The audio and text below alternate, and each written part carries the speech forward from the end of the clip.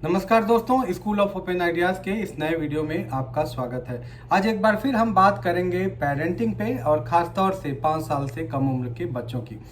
बहुत जगह एनसीआर में और दूसरी जगहों पे नर्सरी के एडमिशन शुरू हो गए हैं और 2.5 साल से 3 साल की उम्र के बच्चे भी औपचारिक शिक्षा की शुरुआत करने वाले हैं।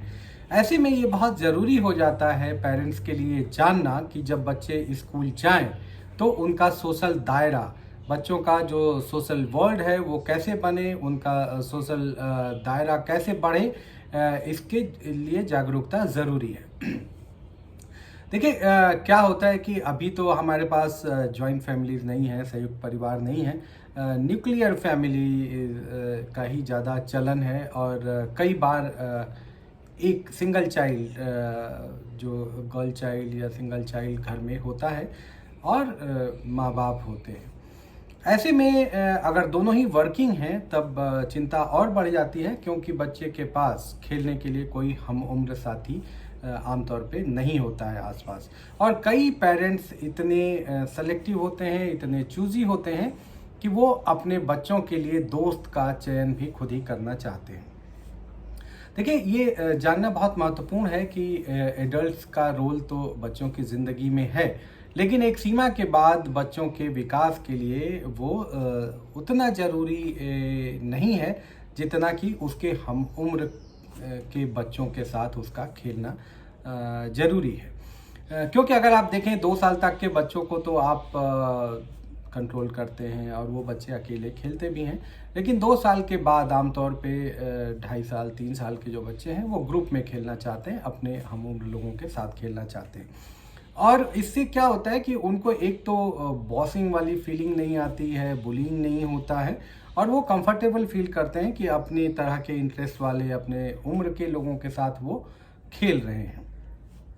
अब यहाँ पे ये जानना बहुत ज़रूरी है कि अगर बचपन में बच्चों का ये दोस्तों के साथ अनुभव अच्छा रहता है तो इसका फ़ायदा उनको ताउम्र मिलता है, पूरी ज़िंदगी मिलता है और एक तरह का ये सोशल कैपिटल है जो बच्चे तैयार करते हैं।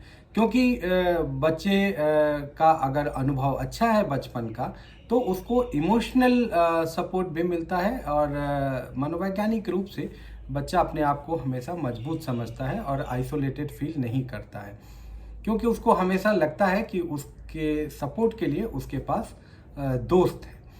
तो इसलिए अब जब बच्चे स्कूल में एडमिशन लेने जा रहे हैं और स्कूल में शुरुआत करने जा रहे हैं जहाँ पे 28-30 बच्चों के साथ उनको इंटरेक्ट करना होगा, तो माँ बाप के लिए ज़रूरी है कि वो बच्चों को प्रोत्साहित करें कि वो दूसरे बच्चों के साथ इंटरेक्ट करें, उनके साथ घुले मिलें, उनके साथ बातचीत करें।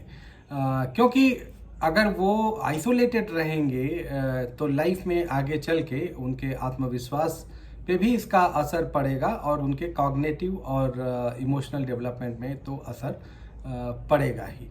अब कक्षा के भीतर शिक्षकों की भी ये जिम्मेदारी बनती है कि वो सभी बच्चों को मौका दें, उनको प्रोत्साहित करें और बच्चों की आपस में तुलना ना करें। क्योंकि जब 28-30 बच्चे होंगे तो कोई बच्चा गणित में अच्छा करेगा, कोई लैंग्वेज में अच्छा करेगा, कोई सोशल साइंस में अच्छा करेगा, कोई अच्छी ड्राइंग, कोई अच्छा पेंटिंग करेगा।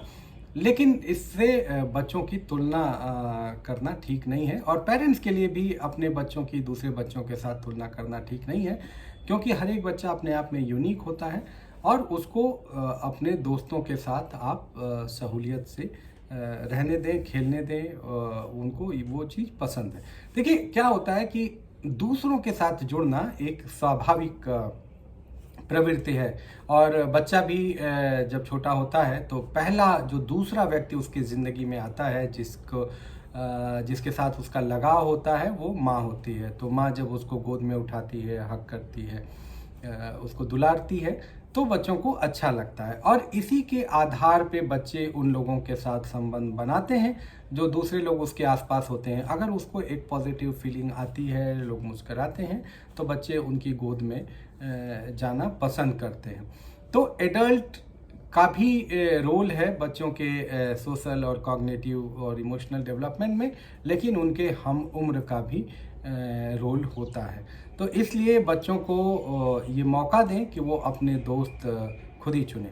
कुछ बच्चों में ये भी देखने को आपको मिल सकता है कि वो अपने उम्र से बड़े बच्चों के साथ खेलना चाहते हैं, और कुछ बच्चे ऐसे भी होंगे जो अपनी उम्र से छोटे बच्चों के साथ खेलना चाहते हैं। तो ये भी एक नेचुरल चीज़ है, इसमें कोई गलत बात नहीं है। कुछ बच्चों की पसंद ऐसी होती है।